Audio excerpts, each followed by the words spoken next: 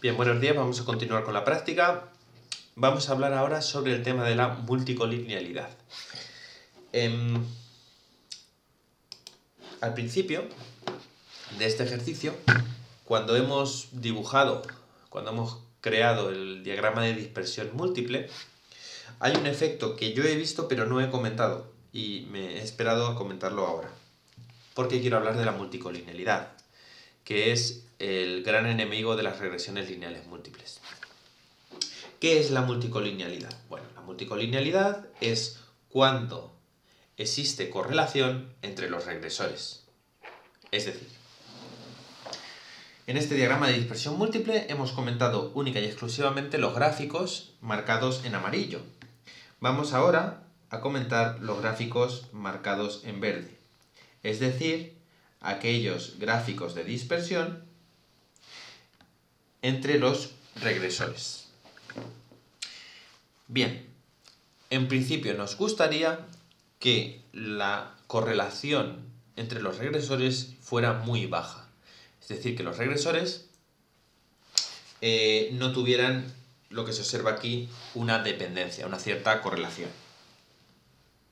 Fijaos que la cilindrada y el consumo, la cilindrada y la potencia tienen una cierta relación lineal, la cilindrada y el peso tienen una cierta relación lineal, la potencia y el peso tienen una cierta relación lineal,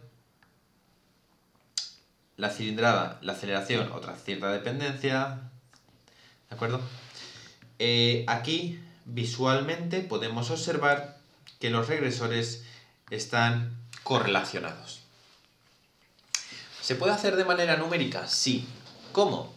Mediante la matriz de coeficientes de correlación. Si yo calculo con R mediante el comando cor y le indico las columnas de la matriz datos que yo quiero examinar sus coeficientes de correlación, observaré que hay correlaciones muy altas, de un 89%, de un 85%, de un 80%... Perdón, a ver... Cuidado, danger, ya me estaba equivocando. No miramos las correlaciones entre la variable respuesta y los regresores. Esas correlaciones sí que nos gustaría que fueran altas. Corresponden a los gráficos que he marcado en amarillo antes. Yo lo que voy a mirar van a ser las correlaciones entre los regresores, ¿de acuerdo?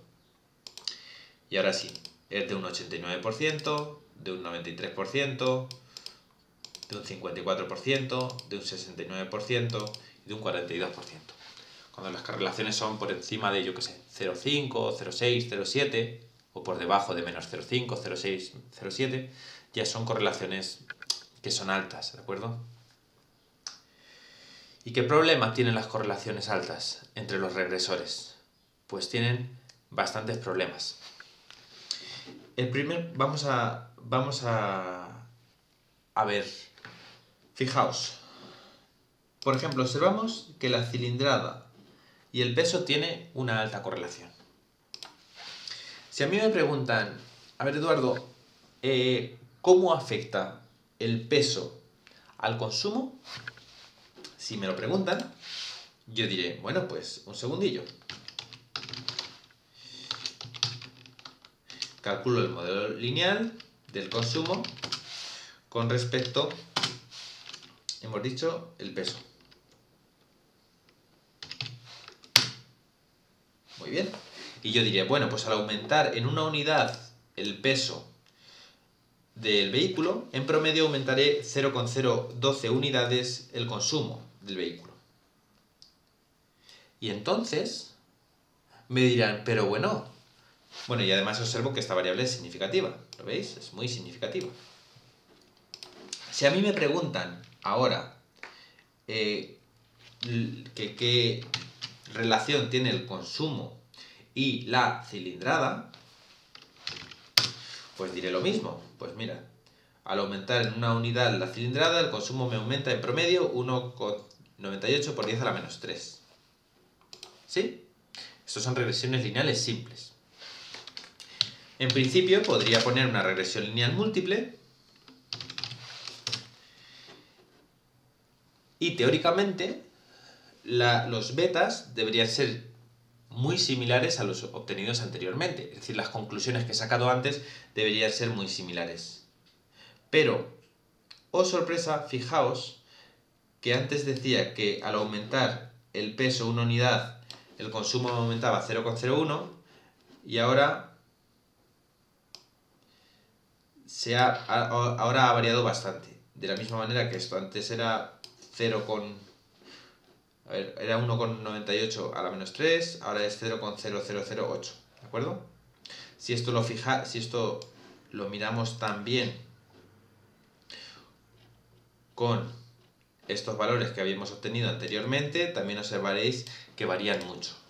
Es decir, uno de los defectos que tiene la multicolinealidad es que los parámetros estimados, es decir, las betas estimadas, varían mucho de unas a otras. También varía mucho la varianza o la desviación típica de esas betas. Es decir, voy a estar mucho menos seguro de esas betas. Y lo más peligroso de todo es que pudiera ser que una variable que de por sí afecta, como hemos visto que aquí separadamente la cilindrada afecta y el peso afecta, pudiera ser, si hay mucha multicolinealidad, que aquí nos apareciera que no afectaran. Es decir, que en los contrastes individuales podría ser que nos dijeran que son variables no significativas, entrando en contraposición con el contraste general que nos podría decir, sí, hay uno de los regresores al menos es significativo, y luego te vas a los contrastes individuales y observas que ninguno es significativo. Eso es uno de los síntomas de que está pasando algo, y ese algo se llama multicolinealidad, ¿de acuerdo? Entonces, ¿qué problemas tiene? Es decir, ¿cuál es el consejo? Bueno,